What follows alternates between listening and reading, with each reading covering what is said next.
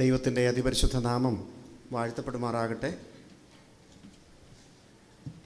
പ്രിയ ക്രിസ്റ്റിയുടെ ഈ കർണ മനോഹരമായ ഗാനത്തിന് ശേഷം ഈ പ്രസംഗിക്കാനൊരവസരം കിട്ടുക എന്ന് പറഞ്ഞാൽ തീർച്ചയായിട്ടും അത് വലിയൊരു ശ്രമകരമായ സമയമാണ് എന്നെനിക്കറിയാം.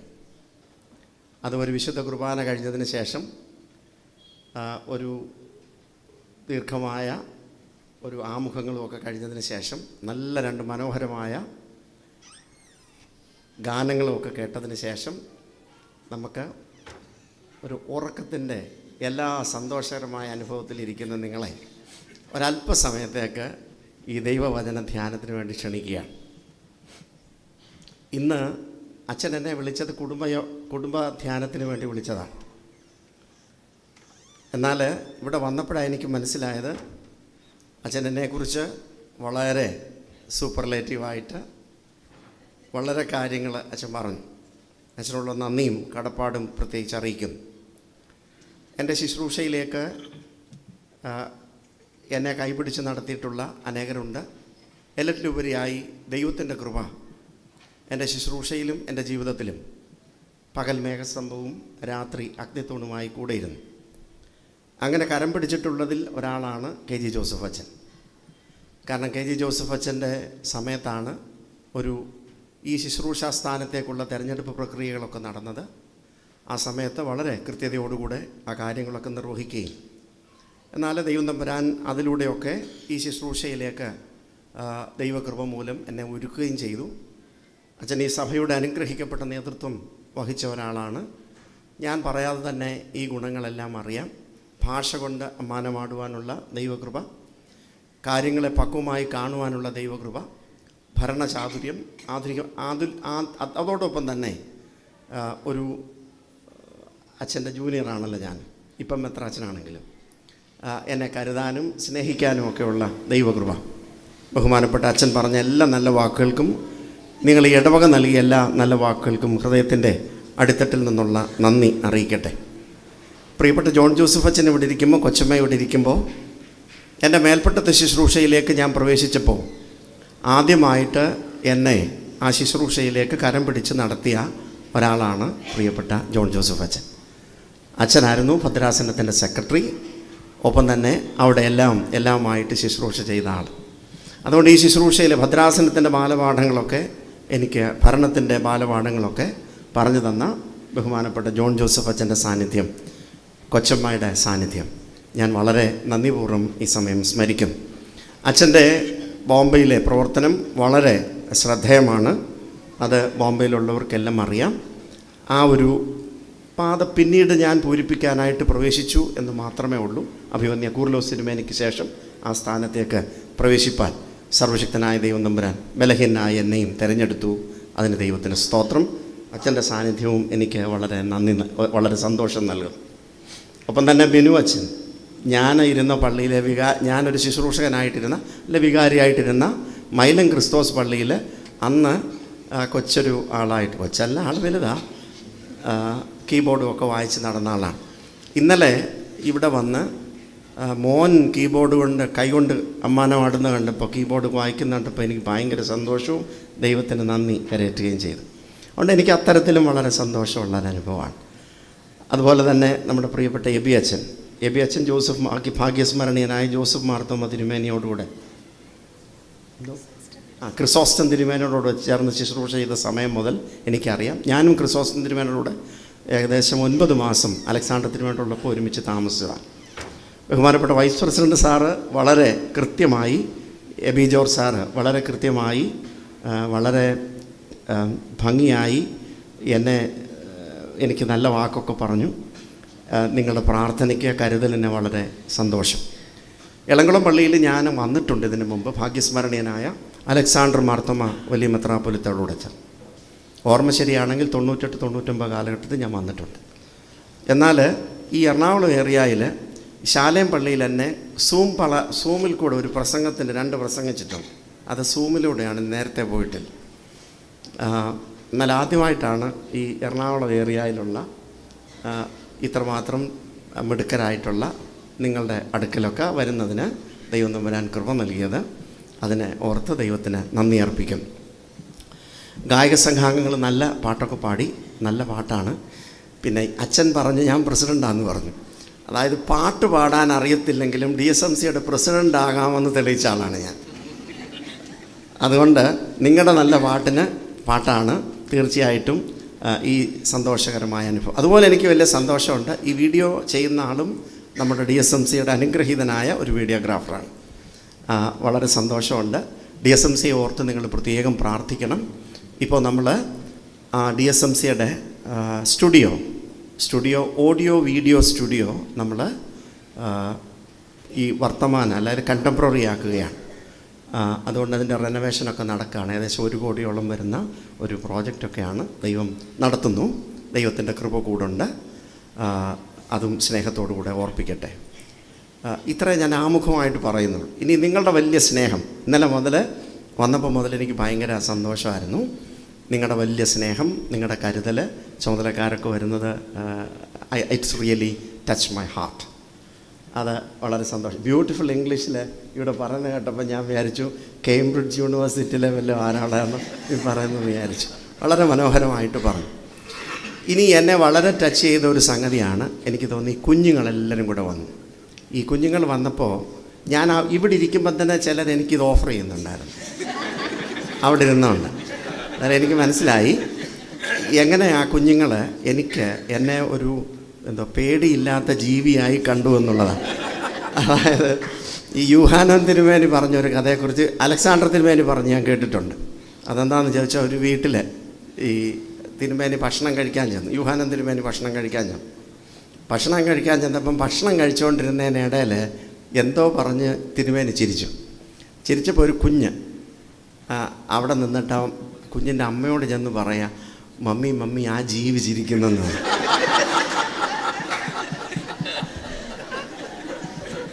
അതുകൊണ്ട് എനിക്ക് തോന്നി ഈ കുഞ്ഞുങ്ങൾ അത്തരത്തിലല്ലാതെ എന്നെ ഒന്ന് കാണാൻ സാധിച്ചതിൽ എനിക്ക് ഭയങ്കര സന്തോഷം. അതുകൊണ്ട് ഈ കുഞ്ഞുങ്ങളെല്ലാം വന്നു. ഡെഡിൻ ഫൈൻഡ് അവർക്കൊരു പേടിയോ ഭയമോ ഒന്നും തോന്നിയില്ല. ഞാൻ പിടിച്ചൊക്കെ നിന്നപ്പോൾ കൂടെ നിന്നു. ദൈവം തമ്പുരാൻ്റെ കരുണയാണ്. പിന്നെ ഇത് കഴിഞ്ഞതിന് ശേഷം ഞങ്ങൾക്ക് അവിടെ ഇച്ചിരി ഭക്ഷണമൊക്കെ അച്ഛൻ തന്നു. അല്പമല്ല, നല്ല ഭക്ഷണമായിരുന്നു. അതൊക്കെ തന്നപ്പം എന്നെ പലരും കാണാൻ വന്നു. ഒരു ഡോക്ടറെങ്കിൽ വന്നു. വലിയ സന്തോഷം. അവരെയൊക്കെ പ്രത്യേകമായിട്ട് ഓർത്ത് ഞാൻ ദൈവത്തിന് നന്ദി അർപ്പിക്കുന്നു. ഇനി ഇത് കുടുംബ ഞായറാണല്ലോ. എനിക്ക് തോന്നുന്നു ഇനി എത്ര സമയം പ്രസംഗിക്കണം? 12:30 വരെ പ്രസംഗിക്കാമെന്ന് പറഞ്ഞു. എന്താ പറഞ്ഞാൽ 12:30 വരെ പ്രസംഗിക്കാമെന്ന് പറഞ്ഞു. എന്നാലും നിങ്ങൾക്ക് ക്ഷീണമൊക്കെ വരുമ്പം നിർത്തണമെന്ന് തോന്നുമ്പോൾ നിങ്ങളുടെ നല്ല വാച്ചാണെന്ന് എനിക്കറിയാം. അതുകൊണ്ട് ഈ വാച്ച് എടുത്തുകൊണ്ട് ഇങ്ങനെ ഒന്ന് കാണിച്ചാൽ മതി. കാണിക്കുമ്പോൾ ഞാനങ്ങ് നിർത്തിയേക്കാം. ഇത് കുടുംബ ഞായറാണല്ലോ. ഇന്ന് നമ്മുടെ ഒരുമിച്ചുള്ള ധ്യാനത്തിലേക്ക് പ്രവേശിക്കുന്നതിന് മുമ്പ് ഒരു നിമിഷം നമുക്ക് പ്രാർത്ഥിക്കാം. ഞങ്ങളുടെ പ്രിയപ്പെട്ട കർത്താവേ, അങ്ങ് ഞങ്ങളെ കുടുംബമായി ഈ ലോകത്തിലാക്കിയതുകൊണ്ട് സ്തോത്രം. ഒരു കുടുംബത്തിൽ വളരുവാൻ, ഒരു കുടുംബാംഗങ്ങളായി തീരുവാൻ, കുടുംബം നയിക്കുവാൻ നീ ഞങ്ങളെ ഒരുക്കിയിരിക്കുന്നത് കൊണ്ട് സ്തോത്രം. ദൈവമേ, നിൻ്റെ തിരഞ്ഞെടുപ്പും നിൻ്റെ നിയോഗവുമാണല്ലോ. ആ നിയോഗവും തിരഞ്ഞെടുപ്പും അനുസരിച്ച് ജീവിപ്പാൻ അടിയങ്ങളെല്ലാവരെയും നീ ഒരുക്കണമേ. പ്രിയ കർത്താവേ, നിൻ്റെ വചനത്തിൽ നിന്ന് ഞങ്ങളൊരല്പസമയം ധ്യാനിപ്പാനായിട്ട് ഒരുങ്ങുന്നു. നിൻ്റെ വചനത്തിൽ നിൻ്റെ ശക്തി ഞങ്ങൾ ദർശിപ്പാൻ ഇടയാക്കണമേ. ബലഹീനായ അടിയനോട് നീ കരുണ തോന്നണമേ. നിൻ്റെ ജനത്തെ നീ അനുഗ്രഹിക്കണമേ. നിൻ്റെ കാവലിൽ അടിയങ്ങളെ എല്ലാവരെയും കാക്കണമേ.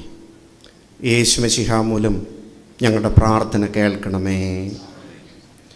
നമ്മളിന്ന് സുവിശേഷ ഭാഗമായിട്ട് വായിച്ചത് മർക്കോസിൻ്റെ സുവിശേഷത്തിൽ നിന്നാണ്. അത് തന്നെ നിങ്ങളുടെ ശ്രദ്ധയിലേക്ക് കൊണ്ടുവരാമെന്ന് ഞാൻ കരുതുന്നു. മർക്കോസിൻ്റെ സുവിശേഷത്തിൽ പറയുന്നത് എന്താണെന്നറിയാമോ? എൻ്റെ സഹോദരനും എൻ്റെ അമ്മയും എൻ്റെ സഹോദരിയും ആരാണ്?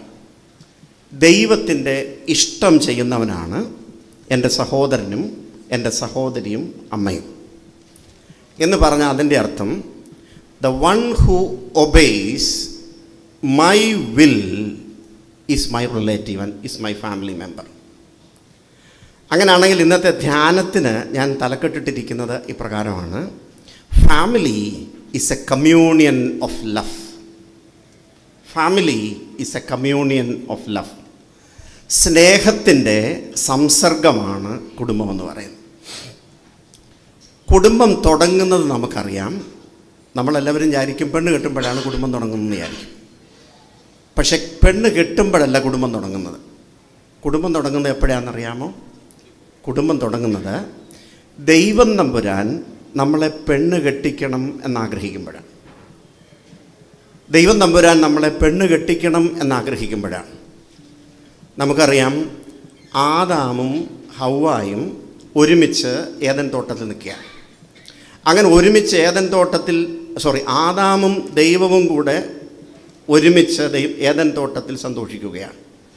അങ്ങനെ സന്തോഷിച്ചിരിക്കുമ്പോൾ ദൈവം തമ്പുരാനാണ് ആലോചിക്കുന്നത്, ഒരു കല്യാണം ആലോചിക്കുന്നത്. ആർക്കാ?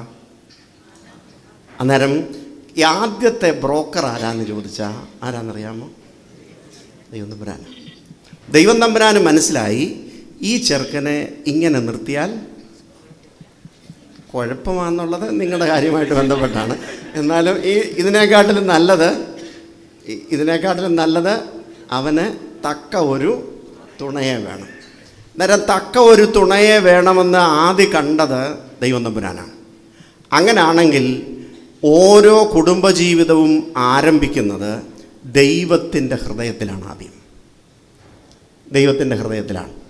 അങ്ങനെ ദൈവത്തിൻ്റെ ഹൃദയത്തിൽ ഓരോ കുടുംബജീവിതവും ആരംഭിക്കുമ്പോൾ ദൈവത്താലാണ് ഈ കുടുംബജീവിതം ആരംഭിക്കുന്നത്. ഇത് മനസ്സിലാകണമെങ്കിൽ ഷേക്സ്പിയറിൻ്റെ മനോഹരമായൊരു സ്റ്റേറ്റ്മെൻ്റ് ഉണ്ട് കുടുംബജീവിതത്തെക്കുറിച്ച്, ഫാമിലിയെക്കുറിച്ച്. അദ്ദേഹം പറയുന്നത്, family is the union of 2 minds in love. കുടുംബമെന്ന് പറയുന്നത് എന്താണെന്നറിയാമോ? സ്നേഹത്താലുള്ള 2 മനസ്സുകളുടെ സംയോജനമാണ് കുടുംബമെന്ന് പറയുന്നത്. സ്നേഹത്താലുള്ള 2 മനസ്സുകളുടെ സംയോജനമാണ് കുടുംബമെന്ന് പറയുന്നത്. അങ്ങനെങ്കിൽ നമ്മൾ കുടുംബജീവിതത്തിലായിരിക്കുന്നത്, കുടുംബത്തിൽ അപ്പന്, അമ്മ, മക്കള് എല്ലാവരും കൂടെ, വല്യപ്പന്, വല്യമ്മ എല്ലാവരും കൂടെ ഇവരെ ത്രെഡ് ചെയ്യപ്പെട്ടിരിക്കുന്ന, ബൈൻഡ് ചെയ്യപ്പെട്ടിരിക്കുന്ന ശക്തി ഏതെന്ന് ചോദിച്ചാൽ എന്താണെന്നറിയാമോ? സ്നേഹമാണ്. അങ്ങനെങ്കിൽ നമ്മളെ സംബന്ധിച്ചിടത്തോളം, ഒരു ദൈവവിശ്വാസിയെ സംബന്ധിച്ചിടത്തോളം, യേശു കർത്താവിൽ ആഴമായ വിശ്വാസമുള്ള ഒരാളെ സംബന്ധിച്ചിടത്തോളം എന്താണ് സ്നേഹമെന്ന് ചോദിച്ചാൽ വളരെ ലളിതമായി നമുക്ക് പറയാൻ പറ്റുന്നത്, നമ്മുടെ ഹൃദയത്തിൻ്റെ ഉള്ളിൽ നിൽക്കുന്ന ആശയമെന്ന് പറയുന്നത് എന്താണെന്നറിയാമോ? ദൈവം സ്നേഹം തന്നെ. God is love. അങ്ങനെങ്കിൽ ദൈവം തമ്പുരാൻ്റെ ഹിതപ്രകാരം ദൈവം തമ്പുരാൻ യോജിപ്പിച്ചിരിക്കുന്ന ഒന്നാണ്. അങ്ങനെങ്കിൽ കുടുംബമെന്ന് പറയുന്നത് ദൈവം തമ്പുരാൻ്റെ ഒരു പദ്ധതിയാണ്. It is A plan of God. അതാണ് ഞാൻ ഒന്നാമത് പറയാൻ ശ്രദ്ധിക്കുന്നത്. Family life is A plan of God. ദൈവത്തിൻ്റെ പദ്ധതിയാണ്. ഞാനൊരു ചെറിയ സംഭവം പറഞ്ഞു, നിങ്ങൾ ഉറങ്ങാൻ സാധ്യതയുള്ളത് കൊണ്ട് ഞാൻ പറയാം. എന്താണെന്നറിയാമോ? നിങ്ങൾ കിടാവിനെ കണ്ടിട്ടുണ്ടോ? കിടാവെന്ന് പറഞ്ഞാൽ അറിയാമോ? ഞാൻ സീതത്തോടുകാരനാന്ന് പറഞ്ഞാൽ ഞങ്ങളൊക്കെ അവിടെ വീട്ടിലൊക്കെ ഉള്ളതാണ്. കിടാവിനെ കണ്ടിട്ടുണ്ടല്ലോ. എത്ര പേര് കിടാവിനെ കണ്ടിട്ടുള്ളവരുണ്ട്? എല്ലാവരും ഉണ്ടല്ലോ അല്ലേ? ഇനി മനുഷ്യക്കുഞ്ഞിനെ കണ്ടിട്ടുള്ളവരുണ്ടോ? ഉണ്ട്. ഇപ്പോൾ ഒരു അതായത് ഒരു പശു പ്രസവിച്ച് ഒരു കിടാവ് കുഞ്ഞുണ്ടായി കഴിഞ്ഞതിന് ശേഷം ആ കിടാവ് ഒന്ന് എഴുന്നേറ്റ് നിൽക്കാൻ എത്ര സമയമെടുക്കും? പ്രായമുള്ളവർക്കേ അറിയത്തുള്ളൂ, അന്നെനിക്കറിയാം. എത്ര സമയമെടുക്കും? ഒരു 1-2 മണിക്കൂർ കഴിയുമ്പം അത് എഴുന്നേറ്റ് നിൽക്കും. ഒരു ദിവസം കഴിയുമ്പോൾ അത് കെട്ടിയിട്ടിരിക്കുന്ന സ്ഥലത്ത് നിന്ന്, അതിനെ നമ്മൾ വീട്ടിൽ കൊണ്ടുവന്ന് കെട്ടിയിരിക്കുന്ന സ്ഥലത്ത് നിന്ന് അമ്മയുടെ അടുക്കലേക്ക് പോകും. അമ്മയുടെ അടുത്ത് പശുവിൻ്റെ അടുക്കലോട്ട് പോകും. 2 ദിവസം കഴിയുമ്പോഴത്തേനൊക്കെ അരോഗതടകാത്രനായി എബിയച്ഛൻ പിടിച്ചാലും അച്ഛനെ പിടിച്ചോണ്ട് ഒറ്റ വലിച്ച് എവിടെ പോകും? അമ്മയുടെ അടുക്ക് ചെല്ലും. നിങ്ങൾ കുഞ്ഞുങ്ങളെ കണ്ടിട്ടുണ്ടല്ലേ? ഈ പുള്ളിയെ കിട്ടിക്കഴിഞ്ഞാൽ എത്ര ദിവസം എടുക്കുമെന്ന് തിരിയണേലേ? എത്ര ദിവസം എടുക്കും? 3 മാസം എടുക്കും. അത് കഴിഞ്ഞതിന് ശേഷം ഇദ്ദേഹം ഒന്ന് എഴുന്നേറ്റ് നിൽക്കണമെങ്കിൽ എത്ര സമയം എടുക്കും? 8-10 മാസം, 10-11 അത്രയൊക്കെ ആവും. അത് കഴിഞ്ഞതിന് ശേഷം ഇദ്ദേഹം പിച്ച വെച്ചൊന്ന് നടക്കണമെങ്കിൽ വീണ്ടും എടുക്കും 1.5-2 വയസ്സ് വരെയൊക്കെ പോകും. പിന്നെ എന്തെങ്കിലുമൊക്കെ ഒന്ന് വർത്തമാനം പറയണമെങ്കിൽ അതിനപ്പുറത്ത് പോകും. ഈ കാലയളവിലെല്ലാം ഇത് നിൽക്കുന്നത് എക്സ്ട്രീം ഡിപ്പെൻഡൻസിയിലാണ്. എന്നാൽ ഈ കിടാവ് നിൽക്കുന്നത് എക്സ്ട്രീം ഇൻഡിപെൻഡൻസിയിലുമാണ്. ഇനി എക്സ്ട്രീം ഡിപ്പെൻഡൻസിയിൽ ജീവിക്കുന്ന ഈ കുഞ്ഞ് വളർന്ന് ഒരു 4-4.5 വയസ്സായി കഴിയുമ്പോഴത്തേക്ക് ഈ കുഞ്ഞിനെ നമ്മൾ സ്കൂളിൽ കൊണ്ടുപോകും. സ്കൂളിൽ കൊണ്ടുപോകുമ്പോൾ ഭയങ്കര കരച്ചിലാണ്. അന്നേരം ആർക്ക് വേണം? ഈ അമ്മയുടെ സാരിത്തുമ്പെ പിടിച്ചോണ്ടിരിക്കുകയാണ്. സാരിത്തുമ്പല്ല ഇപ്പോൾ ഈ ചുരിദാറൊക്കെയാണെന്ന് തോന്നുന്നു. ഇനി കുറച്ചുകൂടെ കഴിയുമ്പം ജീൻസെല്ലാം എങ്ങനെ പിടിക്കുമെന്ന് എനിക്കറിയില്ല. പിടിച്ചുകൊണ്ടിരിക്കുകയാണ്. അത് കഴിഞ്ഞതിന് ശേഷം കുറച്ചുകൂടെ പ്രായമായി ഒരു 10, 11, 12, 13 വയസ്സൊക്കെ ആകുമ്പോൾ ഒരല്പം മീശയൊക്കെ പിടിച്ച് കഴിയുമ്പോൾ അവനെന്താ പറയും? ഓ, അപ്പനും അമ്മയ്ക്കും വലിയ വിവരമൊന്നുമില്ല, അതിനേക്കാട്ടിലും ആർക്കറിയാമെന്ന് പറയും, എനിക്കറിയാമെന്ന് പറയും. എന്നാലും വൈകിട്ട് വരുമ്പം ആര് വേണം? അമ്മ വേണം, അമ്മ വേണം. അത് കഴിഞ്ഞ് യൂണിവേഴ്സിറ്റിയിലൊക്കെ പോയി കഴിയുമ്പോൾ വേറെ ചുരിദാറുകളൊക്കെ കാണും. കണ്ടു കഴിയുമ്പോൾ വേറെ ചുരിദാറിനോടൊരല്പ സ്നേഹമൊക്കെ കൂടും. കൂടിക്കഴിഞ്ഞതിന് ശേഷം ഈ കല്യാണമൊക്കെ കഴിയും. കല്യാണമൊക്കെ കഴിഞ്ഞ് കഴിയുമ്പം ഈ ചുരിദാറ് വിട്ടിട്ട് പിന്നെ ഏത് ചുരിദാറ് പിടിച്ചോണ്ട് നടക്കും? ഇവരോട് ചോദിച്ചാൽ മതി. ആ ചുരിദാർ പിടിച്ചോണ്ട് നടക്കും. പിന്നെ ചാകുന്നിടം വരെ ആ ചുരിദാറൊന്നും മാറത്തില്ല. എന്ന് പറഞ്ഞാൽ അതിൻ്റെ അർത്ഥം from the beginning till the end God created human beings in His own image as male and female in extreme interdependency. ഇതാണ് സംസർഗമെന്ന് പറയുന്നത്. അങ്ങനെങ്കിൽ ഈ എക്സ്ട്രീം ഇൻ്റർഡിപ്പെൻഡൻസി ദൈവവചനം നമ്മളോട് പറയുന്നത് ദൈവവുമായിട്ടുള്ള ബന്ധത്തിലുമുണ്ട്. കാരണം ദൈവം തമ്പുരാനാണിത് നമ്മുടെ ഈ കുടുംബജീവിതത്തെ എന്ത് ചെയ്തിരിക്കുന്നത്? തുടങ്ങിയിരിക്കുന്നത്. അതുകൊണ്ട് കുടുംബജീവിതമെന്ന് പറയുന്നത് ഇറ്റ് ഈസ് നോട്ട് കോൺട്രാക്റ്റ് അല്ല, പിന്നെന്തുവാ? ഉറക്കം വരുന്നുണ്ടോ? കോൺട്രാക്റ്റ് അല്ല, പിന്നെന്തുവാ? ഇതൊരു കവനൻ്റാണ്. അങ്ങനെങ്കിൽ ദൈവവുമായും മനുഷ്യനുമായും പരസ്പരവുമുള്ള ഒരു കവനൻ്റൽ റിലേഷൻഷിപ്പാണ് കുടുംബജീവിതത്തിൻ്റെ അടിത്തറ. ഇതിനെ ശക്തിപ്പെടുത്തുന്ന ഊർജമാണ് ഏതെന്ന് പറയുന്നത്? സ്നേഹം. അങ്ങനെങ്കിൽ ഈ കവനൻ്റൽ റിലേഷൻഷിപ്പിൻ്റെ ശക്തിയിൽ നിൽക്കുന്നതാണ് ഏറ്റവും അനുയോജ്യമായ രീതിയിൽ കുടുംബജീവിതം നയിക്കുന്നതിന് നമുക്ക് സാധിക്കുന്നത്.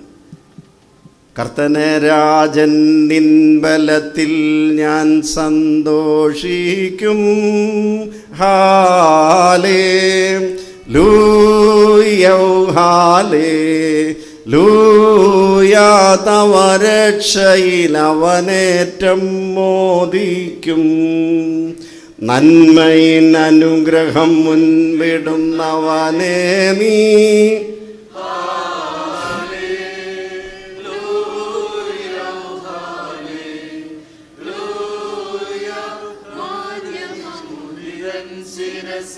ചൂട്ടുന്നു വാറയ്ക്കുമോ.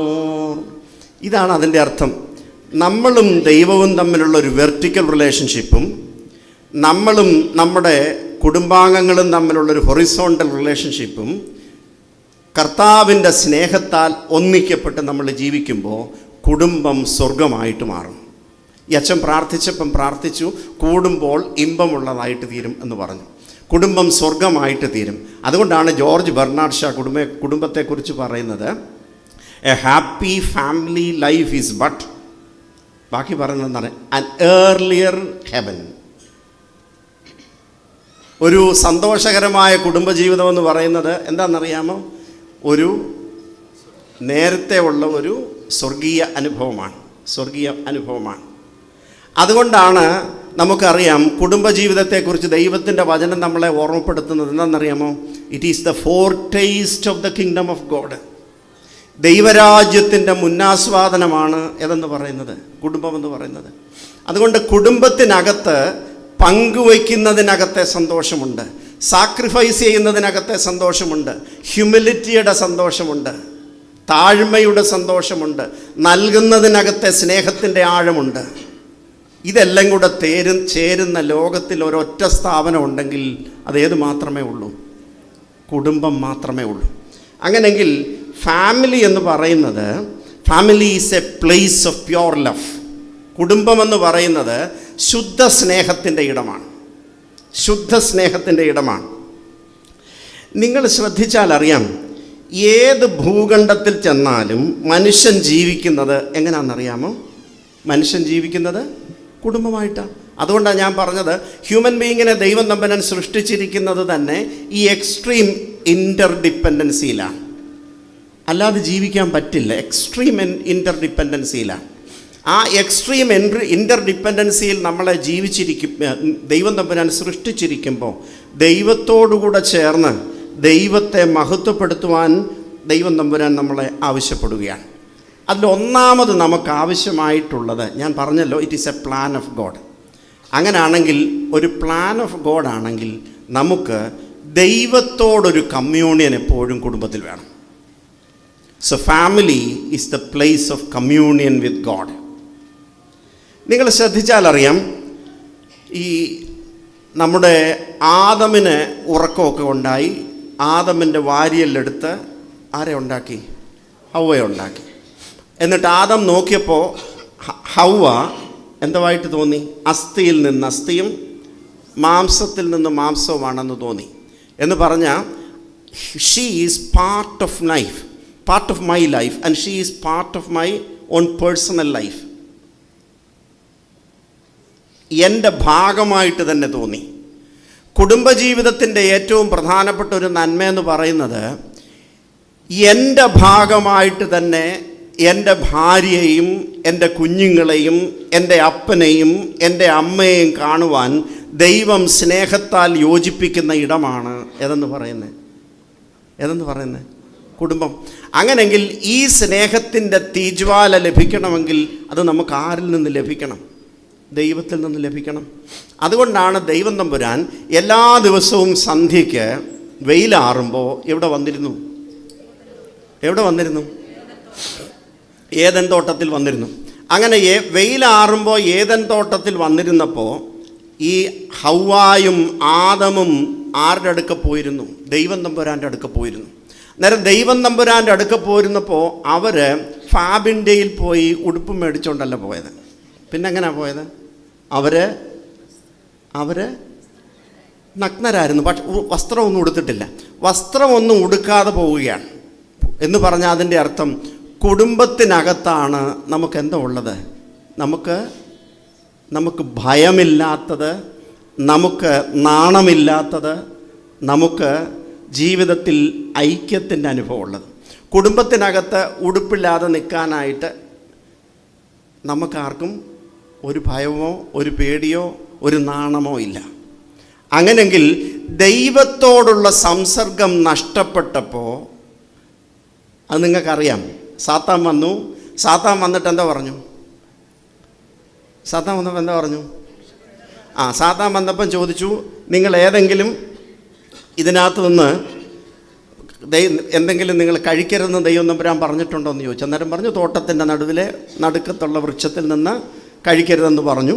അന്നേരം പറഞ്ഞു, അവൻ പറഞ്ഞതിൻ്റെ കാര്യം എന്നാണെന്നറിയാമോ? നീ തിന്നുന്ന നാളിൽ നീ ആരെ പോലെ ആയിത്തീരും? വിവേകം ലഭിച്ചിട്ട് നീ ദൈവത്തെ പോലെ ആയിത്തീരും. അത് വരാതിരിക്കാനാണ് പറഞ്ഞിരുന്നെന്ന് പറഞ്ഞ് ദൈവത്തിനോടുള്ള ആലോചന ചോദിക്കാതെ മനുഷ്യനോട് ആലോചന ചോദിക്കാൻ തുടങ്ങിയപ്പോൾ മനുഷ്യന് നാണവും മനുഷ്യന് പാപവും ഒപ്പം തന്നെ മനുഷ്യന് കുറ്റബോധവും ഉണ്ടായി. ദൈവത്തോട് ആലോചന ചോദിച്ച് കാര്യങ്ങളെ കാണുന്നതിന് വിപരീതമായി കുടുംബജീവിതത്തിനകത്ത് ദൈവത്തിൽ നിന്ന് ശ്രദ്ധ മാറിയിട്ട് നമ്മൾ ലോകത്തിൻ്റെ ക്രമങ്ങൾക്കനുസരിച്ച് നമ്മുടെ ജീവിത പങ്കാളിയെയും കുഞ്ഞുങ്ങളെയും കാണാനായിട്ട് ശ്രമിച്ചപ്പോൾ നമുക്കുണ്ടായത് എന്തൊക്കെയാണെന്നറിയാമോ? നാണമുണ്ടായി, പിന്നെന്തോ ഉണ്ടായി? കുറ്റബോധമുണ്ടായി, നമുക്ക് പിന്നെന്തോ ഉണ്ടായി? പാപത്തിൻ്റെ അവസ്ഥയുണ്ടായി. അതിനു മുമ്പ് വരെ പാപമെന്ന് പറഞ്ഞാൽ എനിക്ക് തോന്നുന്നത് നാണമാണ്, ഗിൽറ്റാണ്. അതിന് മുമ്പ് കുടുംബത്തിനകത്ത് എനിക്ക് തോന്നുന്നില്ല നമുക്ക് നാണം ഉണ്ടാകില്ല. അതിൻ്റെ കാരണം there is a very, very close relationship in love. Close relationship in love. Deep level of relationship in love. അവിടെയാണ്. അങ്ങനെയെങ്കിൽ ദൈവം തമ്പുരാൻ നമ്മളോട് ആവശ്യപ്പെടുന്നത് എന്താണെന്നറിയാമോ? The communion with God help you to move away from these kind of 3 things. ഏതൊക്കെയാ? ഞാൻ മുമ്പ് പറഞ്ഞില്ല, ഗിൽറ്റ്, പിന്നെന്തുവാ? പാപം, പിന്നെന്താ ഒരെണ്ണം കൂടെ ഞാൻ പറഞ്ഞല്ലോ, നാണം. നാണത്തിൽ നിന്ന്.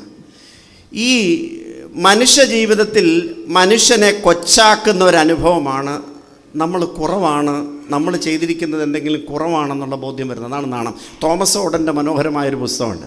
അതിനകത്ത് അദ്ദേഹം പറയുന്നുണ്ട് anxiety, guilt, anxiety and boredom എന്ന് പറയുന്നതിന് അദ്ദേഹം പറയുന്നത് എല്ലാ മനുഷ്യനെയും എല്ലാ സമയത്തും സ്വാധീനിക്കുന്ന 3 സ്വാധീനങ്ങളാണ്. ഒന്ന് ഗിൽറ്റ്, മറ്റൊന്ന് പിന്നെന്തുമായിരുന്നു? Anxiety, 3 boredom. ബോർഡം എന്ന് പറഞ്ഞാൽ നിങ്ങൾക്കറിയാം. അതായത് ഇന്നലകളിലേക്ക് തിരിഞ്ഞു നോക്കുമ്പോൾ നാം ചെയ്യേണ്ടവ ചെയ്യാതെയും ചെയ്യേണ്ടുന്നത് ചെയ്യാതിരിക്കുകയും ചെയ്യുമ്പോഴുണ്ടാകുന്ന ഒരു കുറ്റബോധം. ഈ ആദമിനും ഹവ്വായിക്കും എന്തോ ഉണ്ടായി? കുറ്റബോധം ഉണ്ടായി. അങ്ങനെങ്കിൽ കുടുംബജീവിതത്തിനകത്ത് ദൈവത്തോടുള്ള ബന്ധത്തിൽ നമ്മുടെ കാര്യങ്ങളെ ക്രമീകരിക്കാതെ നമ്മൾ പ്രവർത്തിക്കുമ്പോൾ നമുക്ക് എന്തോ ഉണ്ടാകാം? കുറ്റബോധം ഉണ്ടാകാം. ദൈവം ആഗ്രഹിക്കുന്ന വിധത്തിൽ വിശ്വസ്തയോടുകൂടെ ജീവിക്കാതിരുന്നാൽ നമുക്ക് എന്തോ ഉണ്ടാകാം? കുറ്റബോധം ഉണ്ടാകാം. അങ്ങനെങ്കിൽ കർത്താവ് പറയുന്നത്, നിങ്ങളുടെ പാപങ്ങൾ എത്ര കടുംചുവപ്പായിരുന്നാലും എന്തോ ചെയ്യും? ഹിമം പോലെ വെളുക്കും. ഹിമം പോലെ വെളുക്കും. പ്രിയപ്പെട്ടവരെ, ഞാൻ ആ ഭാഗത്തേക്ക് കൂടുതൽ പ്രവേശിക്കുന്നില്ല. എന്നാൽ ഈ ഭാഗത്ത് ഞാൻ പറയാനായിട്ട് ശ്രമിച്ചത്, in family we need to entertain communion with God almighty. ദൈവം തമ്പുരാനുമായിട്ടുള്ളൊരു സംസർഗം എപ്പോഴും കുടുംബജീവിതത്തിനകത്ത് ആവശ്യമാണ്. ഞാൻ പറയുന്നത്, പ്രാർത്ഥനയ്ക്കകത്താണ് എപ്പോഴും ഒരു പിന്തുടർച്ച ഉണ്ടാകുന്നത്. ഇവർ ദൈവത്തോടുള്ള സംസർഗം മാറി അവർ ലോകത്തിൻ്റെ സന്തോഷത്തിന് വേണ്ടി തിരിഞ്ഞപ്പോൾ കുടുംബജീവിതത്തിൻ്റെ സന്തോഷം ഏദൻ തോട്ടത്തിൽ നഷ്ടമായി. എന്ന് പറഞ്ഞതുപോലെ വർത്തമാന കാലഘട്ടത്തിൽ നമ്മൾ പാർട്ട്ണറെ തിരഞ്ഞെടുക്കുമ്പോൾ നമ്മൾ ദൈവത്തോട് ആലോചന ചോദിക്കുന്നതിന് പകരമായി നമ്മൾ ആരിലേക്ക് ശ്രദ്ധ തിരിഞ്ഞു? ലോകത്തിൻ്റെ ചിന്തയിലേക്ക് ശ്രദ്ധ തിരിച്ചു. ഈ സാത്താൻ കൊണ്ടുവന്ന അദ്ദേഹം സ്ത്രീ സാത്താൻ കാണിച്ച ആ വൃക്ഷഫലത്തിലേക്ക് നോക്കിയപ്പോൾ സ്ത്രീ കണ്ടതെന്തോ എന്നറിയാമോ? കാണാൻ ഭംഗിയുള്ളത്, തിന്മാൻ മേന്മയുള്ളത്, ജ്ഞാനം പ്രാപിപ്പാൻ കാമ്യമായത്. കാണാൻ നല്ലത്, തിന്മാൻ ഗുണമുള്ളത്, നല്ലത്, പിന്നെന്തുവാ? ഒന്നുകൂടെ പറഞ്ഞല്ലോ, ജ്ഞാനം പ്രാപിപ്പാൻ കാമ്യമായത്. നമ്മുടെ വിവാഹാലോചനകളിലും നമ്മുടെ കുടുംബ നിർമ്മാണ പ്രക്രിയയ്ക്കകത്തും നമ്മളെ സ്വാധീനിക്കുന്നത് ദൈവം തമ്പുരാൻ്റെ ഹിതപ്രകാരം തിരഞ്ഞെടുക്കപ്പെടുന്ന ഒരു മകനെയോ മകളെയോ ആണോ നമുക്ക് വേണ്ടുന്നത്? അതോ കാണുമ്പോൾ 6 പാക്കുള്ള ഷാരൂഖ് ഖാൻ പോലിരിക്കുന്ന ഒരാളെയാണോ? ഷാരൂഖ് ഖാനെ പോലുള്ള ഒരാൾ അവിടെ വന്നു കഴിയുമ്പോൾ നമുക്ക് ദൈവവും വേണ്ട, പിന്നെ ആരും വേണ്ട, ദേവനും വേണ്ട.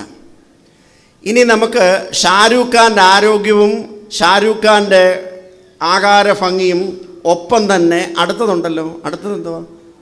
നമ്മുടെ അബ്ദുൽ കലാമിൻ്റെ ബുദ്ധിയും കൂടെ ഉണ്ടെങ്കിൽ പിന്നെ ദൈവം ഇവനെ വേണ്ടാന്ന് പറഞ്ഞാലും നമ്മൾ കേൾക്കുമോ? കേൾക്കത്തില്ല. നമ്മൾ ദൈവത്തോട് ആലോചന ചോദിക്കാൻ പോകുന്നില്ല. പിന്നെന്തുവാ ഒന്നുകൂടെ ഉള്ളത്? വീട്ടിലിഷ്ടം പോലെ പണവുമുള്ളൊരു പയ്യനാന്ന് പറഞ്ഞാൽ നമ്മൾ ബാക്കി കാര്യം ഒന്നും ആലോചിക്കത്തില്ല. ദൈവത്തോട് നമ്മൾ വലിയ മിടുക്കരാണ്. ഇന്നത്തെ കാലഘട്ടത്തിൻ്റെ ഒരു പ്രത്യേകത എന്താണെന്ന് ചോദിച്ചാൽ, there is a shopping complex for spirituality. ഈ അവിടെ കയറിയ നമുക്ക് വേണ്ടുന്ന ആത്മീയത കിട്ടാനുള്ള എല്ലാ ഷോപ്പിംഗ് ഫെസിലിറ്റീസും ഇന്ന് നമുക്കുണ്ട്. അതുകൊണ്ട് നമ്മൾ പറയും, ഇത് ദൈവം തമ്പുരാൻ നേരിട്ട് കൊണ്ടുതന്നാന്ന് പറയും. അങ്ങനെയെങ്കിൽ ഞാൻ പറയാൻ ശ്രമിക്കുന്നത് എന്തെന്ന് ചോദിച്ചാൽ, ദൈവത്തോടുള്ള കമ്മ്യൂണിയനിൽ കുടുംബജീവിതം തുടങ്ങുവാനും ദൈവത്തിലുള്ള കമ്മ്യൂണിയനിൽ കുടുംബജീവിതം കെട്ടുപണി ചെയ്യുവാനും കഴിയുന്നിടത്ത് കാറും കോളും മേഘവും വന്നാലും എൻ്റെ കൃപ നിനക്ക് മതി എന്നുള്ള ശരണപ്പെട്ട് ജീവിപ്പാനായിട്ട് കഴിയും. 49 വയസ്സുള്ളപ്പോൾ ആ ഒരു കുടുംബത്തിലെ അപ്പച്ചൻ മരിച്ചുപോയി. അപ്പച്ചൻ മാർത്തോമ്മ സഭയിലെ ഒരു അച്ഛനാണ്. കൂടെ ഉള്ളത് 8 കുഞ്ഞുങ്ങളാണ്. 2 ആമ്പിള്ളാർ, 6 കുഞ്ഞുങ്ങൾ, 2 ആമ്പിള്ളാരും 4 പെൺകുട്ടികളും. അതിൽ മൂത്ത ആൾ പഠിക്കുന്നു. മൂത്ത ആൾ 10ാം ക്ലാസ്സിൽ പഠിക്കാൻ കോഴഞ്ചേരി സ്കൂളിലാണ് പഠിക്കുന്നത്. കോഴഞ്ചേരി സ്കൂളിൽ പഠിക്കുമ്പോൾ 4 ഏക്കർ ഭൂമി എങ്ങാണ്ടേ ഉള്ളൂ. ആ കോഴഞ്ചേരി സ്കൂളിൽ പഠിക്കുമ്പോൾ പ്രിയപ്പെട്ട അമ്മച്ചി ഈ കുഞ്ഞിനെ അവൻ നടന്നു പോകേണ്ടതാണല്ലോ, തിരിച്ച് നടന്നു വരണമല്ലോ എന്ന് കണ്ട് ഈ കോഴിമുട്ടയുണ്ട്. കോഴിമുട്ടയിൽ എല്ലാവർക്കും കൊടുക്കാനുള്ള കോഴിമുട്ടയില്ല, പക്ഷെ ഒരു കോഴിമുട്ടയുണ്ട്. മൂത്ത മോൻ ആ കുഞ്ഞിന് നടന്നു പോകുന്നവനാണല്ലോ എന്നും കണ്ട് അമ്മ പുഴുങ്ങി മോനെ ഇത് കഴിച്ചോന്നും പറഞ്ഞ് അങ്ങോട്ട് കൊടുക്കുകയാണ്. അങ്ങോട്ട് കൊടുക്കുമ്പോൾ കൂടെ അടുത്ത് നിൽക്കുന്ന ബാക്കി 5 പേരും കൂടെ വന്നിങ്ങനെ നോക്കി നിൽക്കുകയാണ്. നോക്കി നിൽക്കുമ്പോൾ അമ്മ ആ മുട്ടയൊട്ടിത് പൊളിച്ചിട്ട് അമ്മ അത് 8 ആക്കി വിഭാഗിച്ച് ആർക്ക് കൊടുക്കുക? ഈ 8 പേർക്കും കൊടുക്കുകയാണ്. ആ 8 പേർക്കും കൊടുക്കുന്നതിനകത്ത് 8 പേരും പങ്കിടുന്നതാണ് കുടുംബത്തിൻ്റെ സന്തോഷമെന്നും ജീവിതത്തിൻ്റെ നന്മയെന്നും ഓർക്കുകയാണ്. അത് കഴിഞ്ഞ് വൈകിട്ട് ആ കുഞ്ഞ് തിരിച്ച് വീട്ടിലോട്ട് വരുമ്പോൾ ഒരു ഇടവഴിയിലൂടെ കയറി വരുന്നത്, ഒരു തോട്ടിൽ കൂടെ കയറി വരുന്നത്. തോടിനൊക്കെ എന്താ ഇംഗ്ലീഷ് പറയുന്നത് എനിക്കറിയത്. ഒരു കൊച്ച് നാട്ടിലത്തെ തോട് വഴിയിലൂടെ വീട്ടിലോട്ട് കയറി വരുന്നത്. വീട്ടിലോട്ട് കയറി വരുമ്പോൾ ആ കുഞ്ഞിന് സന്ധ്യയായപ്പോൾ അവൻ്റെ അമ്മ കുഞ്ഞിനെയും ഈ ബാക്കിയുള്ള കുഞ്ഞുങ്ങളെയും കൂടെ ചേർത്ത് ദൈവത്തോട് ചേർന്ന് പാട്ട് പാടി പഠിപ്പിക്കുന്ന, പ്രാർത്ഥിക്കുന്ന ഓർമ്മ ആ കുഞ്ഞിൻ്റെ മനസ്സിൽ വരുന്നുണ്ട്. അന്നേരം പറയുന്നുണ്ട്, താൻ പണ്ട് പഠിച്ചൊരു പാട്ട്, എൻ വഴിയിൽ എപ്പോഴും യേശു, എൻ വഴിയിൽ എപ്പോഴും യേശു. ആ കുഞ്ഞ് ആ പാട്ട് പാടുകയാണ്. ആ പാട്ട് പാടി അവൻ ഈ സന്ധ്യയെങ്കിൽ വീട്ടിൽ ചെല്ലുകയാണ്. വീട്ടിൽ ചെല്ലുമ്പോൾ അവന് മനസ്സിലാകുന്ന എന്താണെന്നറിയാമോ? ദൈവം തമ്പുരാൻ എപ്പോഴും എന്നോട് കൂടെയുണ്ട്. പ്രിയപ്പെട്ടവരെ, ഇത് വേറെ ആരെക്കുറിച്ചും അല്ല പറഞ്ഞത്. ഭാഗ്യസ്മരണീയനായ അലക്സാണ്ടർ മാർത്തോമ്മ തിരുമേനിയെക്കുറിച്ചാണ് ഞാൻ പറഞ്ഞത്. അലക്സാണ്ടർ തിരുമേനിയെക്കുറിച്ചാണ് ഞാൻ പറഞ്ഞത്. തൻ്റെ പ്രിയപ്പെട്ട പെങ്ങള് 19ാമത്തെ വയസ്സിൽ വിധവയായപ്പോൾ ഈ ബാംഗ്ലൂരിൽ നിന്ന് വന്ന് മീനച്ചിലാറ് കടന്ന് തൻ്റെ പെങ്ങളെ കണ്ടപ്പോൾ പെങ്ങൾ കെട്ടിപ്പിടിച്ച് ആങ്ങളെ പിടിച്ച് കരയുന്നുണ്ട്. അപ്പനില്ലല്ലോ. അന്നേരം പറയുന്നുണ്ട്, ശോശാമ്മേ, ദൈവം നിന്നെ കരുതിക്കൊള്ളും. Communion with God help you to face the struggles and the challenges that we face in our families. അതുകൊണ്ട് പ്രാർത്ഥനയിൽ പിന്തുടർച്ച ലഭിക്കുവാൻ, പ്രാർത്ഥനയിൽ കുടുംബജീവിതത്തിൻ്റെ പങ്കിടലിൻ്റെ അനുഭവം ലഭിപ്പാൻ, പ്രാർത്ഥനയിലൂടെ അവൻ എൻ്റെ പാപങ്ങളെ ക്ഷമിക്കുന്നവനാണ്, അവൻ്റെ നാണത്തെ മാറ്റുന്നവനാണ്, അവൻ എൻ്റെ കുറവുകളെ കാണുന്നവനാണ് എന്ന് പ്രാർത്ഥനയിൽ നമ്മുടെ കുടുംബങ്ങളിൽ മനസ്സിലാക്കുവാൻ കഴിഞ്ഞാൽ കമ്മ്യൂണിയൻ വിത്ത് ഗോഡ് ഫാമിലിയിൽ ഉണ്ടാകുമ്പോൾ പരസ്പരമുള്ള കമ്മ്യൂണിയന് വഴിതെളിയും. 8 മുട്ട തിരിച്ചു കൊടുക്കുമ്പോൾ, മുറിച്ചു കൊടുക്കുമ്പോൾ ആ മുട്ട പോയല്ലോ എന്ന് ഈ കുഞ്ഞിന് തോന്നുന്നില്ല, വേറെ ആർക്കും തോന്നുന്നില്ല. ഇന്ന് നമ്മുടെ കയ്യിൽ പാക്കറ്റ് നിറച്ച് കൊച്ചുങ്ങളുടെ കയ്യിൽ മുട്ടായി കിട്ടിയാലും അതൊരല്പം കൊടുക്കാൻ പ്രയാസമാണ്. കാരണം എന്നാ? പങ്കിടുന്നതിനകത്തെ സന്തോഷം നമുക്ക് ഇല്ലാതെ പോയിരിക്കുന്നു. അതായത് പങ്കിടുന്നതിനകത്ത് സന്തോഷം കണ്ടെത്തുവാൻ നമ്മൾ പഠിക്കുന്നത് എപ്പോഴും ദൈവത്തോടുള്ള പ്രാർത്ഥനയിൽ ദൈവത്തോടുള്ള ആലോചന ചോദിച്ച് ജീവിക്കുമ്പോഴാണ്. അതുകൊണ്ട് പ്രാർത്ഥനയ്ക്കകത്തൊരു പിന്തുടർച്ചയുണ്ട്. ഞാൻ ഈ പിന്തുടർച്ച പറഞ്ഞ അമ്മ കുടുംബത്തിൽ മോനോടും കുഞ്ഞുങ്ങളോടും പറയുകയാണ്. ആ പിന്തുടർച്ച മോന് കിട്ടുകയാണ്. മോൻ്റെ സമയമായപ്പോൾ മോൻ പെങ്ങളോട് പറയുകയാണ്, കഠിനമായ ഒരു അനുഭവത്തിൽ പറയുകയാണ്, ശോശാമ്മേ, നിന്നെ ദൈവം നോക്കിക്കോളൂ എന്ന് പറയുകയാണ്. ചങ്കുപൊട്ടി പറയുന്ന വാക്കാണ്. ശോശാമ്മയെ ദൈവം തമ്പുരാൻ നോക്കി. വെല്ലൂർ പഠിച്ചു പിന്നെ മെഡിസിന് ശോശാമ്മ 56 വർഷം എവിടെ ജോലി ചെയ്തെന്നറിയാമോ? സീഹോറ ആശ്രമത്തിൽ ജോലി ചെയ്തു. 84ാമത്തെ വയസ്സിൽ ഈ ആങ്ങള ചെന്ന് തിരിച്ച് ശോശാമ്മയെ തിരിച്ച് വീട്ടിൽ കൊണ്ടുവന്നാക്കി. അത് കഴിഞ്ഞതിന് ശേഷം ഈ ആങ്ങള 3 മാസത്തിനകം കർത്താവിൻ്റെ സന്നിധിയിലേക്ക് പോവുകയും ചെയ്തു. പ്രിയപ്പെട്ടവരെ, ഇവിടെയാണ് കുടുംബത്തിൻ്റെ അണമുറിയാത്ത ബന്ധത്തിൻ്റെ ആഴം നമ്മൾ മനസ്സിലാക്കുന്നത്. അങ്ങനെയെങ്കിൽ കുടുംബം ദൈവത്തിൻ്റെ പദ്ധതിയാണ്. കുടുംബത്തിലെ ദൈവത്തിൻ്റെ പദ്ധതിയിൽ ദൈവം ആഗ്രഹിക്കുന്നത് ബന്ധങ്ങളുടെ പരിപോഷണമാണ്, പങ്കിടലിൻ്റെ പരിപോഷണമാണ്. ഇതാ ഞാൻ ഇത്രയും പറയാനായിട്ട് ശ്രമിച്ചത്. ബന്ധത്തിലിരിപ്പാനും പങ്കിടുവാനും വേണ്ടിയാണ് ദൈവം തമ്പുരാൻ കുടുംബത്തെ ആക്കിയിരിക്കുന്നത്. അതാണ് ദൈവം തമ്പുരാൻ നമ്മിൽ നിന്ന് പ്രതീക്ഷിക്കുന്നതും എന്ന് സ്നേഹത്തോടുകൂടെ ഓർമ്മപ്പെടുത്തട്ടെ. എന്നിട്ട് പറയുന്നുണ്ട്, ദൈവം തമ്പുരാൻ നമ്മളോട് പറയുന്നുണ്ട്, നീ ദീർഘായുസോടുകൂടെ ഇരിപ്പാനും നീ ജീവിക്കുന്ന ദേശത്ത് നന്മയോടുകൂടെ വസിക്കാനും നീ എന്തോ ചെയ്യണം?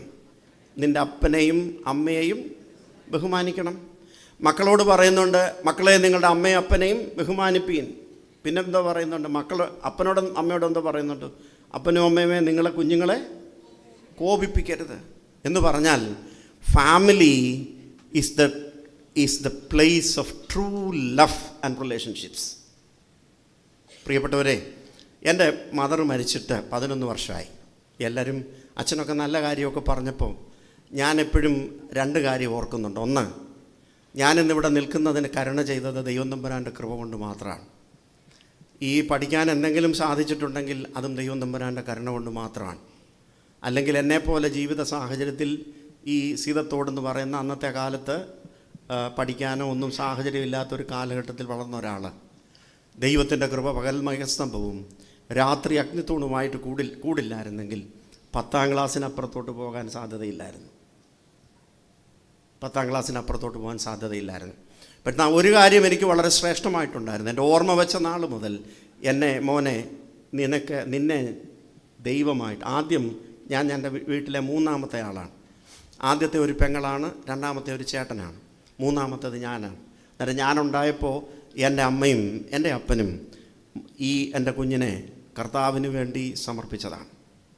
എൻ്റെ ഓർമ്മ വെച്ച നാൾ മുതൽ എനിക്ക് എൻ്റെ മനസ്സിലുള്ളത്, ഞാനും എൻ്റെ കർത്താവും തമ്മിലുള്ള ബന്ധത്തിൽ ഈ സഭയിലെ ഒരു ശുശ്രൂഷകനായിട്ടിരിക്കണമെന്ന്. മെത്രാച്ചനാകണമെന്ന് എൻ്റെ അപ്പനും വിചാരിച്ചിട്ടില്ല, എൻ്റെ അമ്മയും വിചാരിച്ചിട്ടില്ല, ഞാനും വിചാരിച്ചിട്ടില്ല.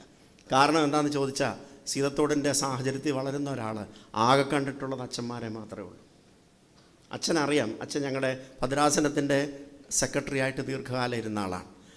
അങ്ങനെ ഇരുന്ന ഒരു സാഹചര്യത്തിൽ ഞാൻ എപ്പോഴും പറയാൻ ശ്രമിച്ചത് എന്തെന്ന് ചോദിച്ചാൽ, അങ്ങനെങ്കിൽ എന്നെ ഈ ശുശ്രൂഷയിലേക്ക് പ്രാർത്ഥനയിലൂടെയാണ് ഈ ശുശ്രൂഷയുടെ പിന്തുടർച്ച ദൈവം തമ്പുരാൻ എന്നെ പരമേൽപ്പിച്ചത്. വ്യക്തിപരമായി പറഞ്ഞ ഒരു കാര്യമെന്നുള്ളതേ ഉള്ളൂ. എന്നാൽ വ്യക്തിപരമായ ഒരു കാര്യം കൂടെ ഞാൻ പറയാം. ഞാൻ സിംഗപ്പൂർ ശുശ്രൂഷ ചെയ്തുകൊണ്ടിരിക്കുമ്പോൾ ഞാൻ പറഞ്ഞു, ബന്ധത്തിൻ്റെ ആഴമാണ്. സിംഗപ്പൂരിൽ ശുശ്രൂഷ ചെയ്തുകൊണ്ടിരിക്കുമ്പോൾ ഒരു ദിവസം ഞാൻ നാട്ടിൽ വന്നു. 2 ദിവസം കഴിഞ്ഞ് എനിക്ക് പോകണം. നാട്ടിൽ വന്ന് ഞങ്ങളുടെ വീടിന് കുരുമുളകൊക്കെ ഉണ്ട്. കാരണം കുരുമുളക് ഉണങ്ങി എൻ്റെ മുറിയിലാണ് വെച്ചിരിക്കുന്നത്. ഞാൻ കിടക്കുന്ന ഒരു മുറിയുണ്ട്. ആ മുറിക്കകത്ത് ഞാനില്ലല്ലോ എന്നും കണ്ടുകൊണ്ട് അവിടെയാണ് വെച്ചിരിക്കുന്നത്. അന്നേരം അത് നിറച്ച് കുറച്ചേറെ കുരുമുളകുണ്ട്.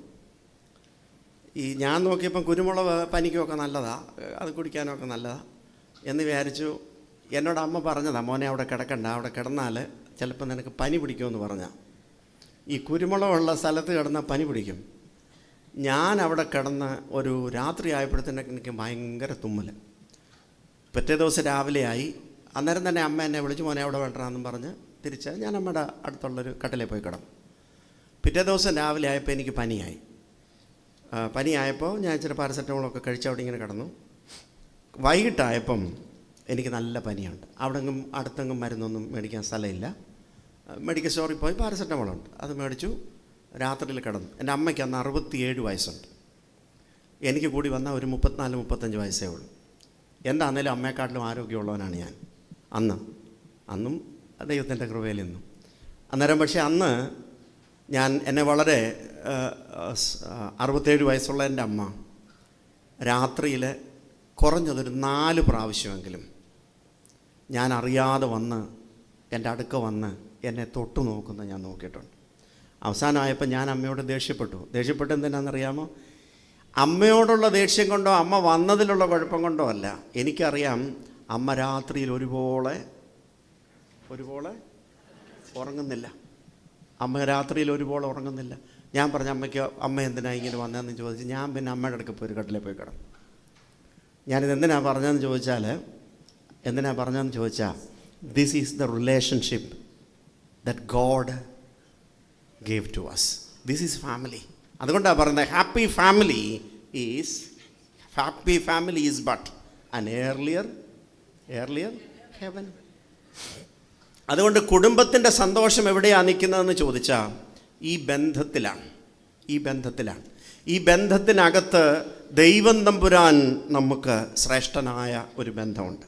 എൻ്റെ സമയം മുമ്പോട്ട് പോകുന്നില്ല. അതുകൊണ്ട് ഇത് ദൈവത്തിൻ്റെ പദ്ധതിയാണെങ്കിൽ ഒന്നാമത്തെ ദൈവത്തിൻ്റെ പ്ലാൻ എന്ന് പറയും, ദൈവത്തിൻ്റെ ഗോളെന്ന് പറയുന്നത് ഞാൻ പറഞ്ഞു എന്തുവാ, ബന്ധത്തിൻ്റെ ആഘോഷമുണ്ടാകാൻ വേണ്ടിയാണ്. യഥാർത്ഥ സ്നേഹത്തിൻ്റെ ആഘോഷമുണ്ടാകാൻ വേണ്ടിയാണ്.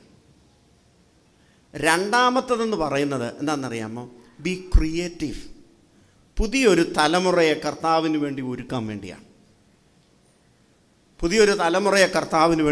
വേണ്ടിയാണ്. ജോസഫ് അച്ഛൻ ഉൾപ്പെടെ ഞങ്ങൾ 4 പേര് പൂർണ്ണസമയ സുവിശേഷകരുണ്ട്. ഇവിടെ ഇരിക്കുന്ന നിങ്ങളെല്ലാവരും നിങ്ങളുടെ ഔദ്യോഗിക ജോലിയോടൊപ്പം തന്നെ സുവിശേഷ വേല ചെയ്യുന്നവരാണ്. പ്രാർത്ഥനയിലൂടെ കുടുംബത്തിൽ ഉണ്ടായ പിന്തുടർച്ചയാണിത്. ഞാനിവിടെ ഇരിക്കുമ്പോൾ ഞാൻ ജർമ്മനിയിൽ ഇവിടെ ശുശ്രൂഷ ചെയ്യുന്നുണ്ട്. ഇവിടെ ഇരിക്കുന്ന ഒരു മോൻ, നിങ്ങളുടെ പള്ളിയിലെ തന്നെ ഒരു മോൻ അവിടെ ഉണ്ട്. അവൻ്റെ പേര്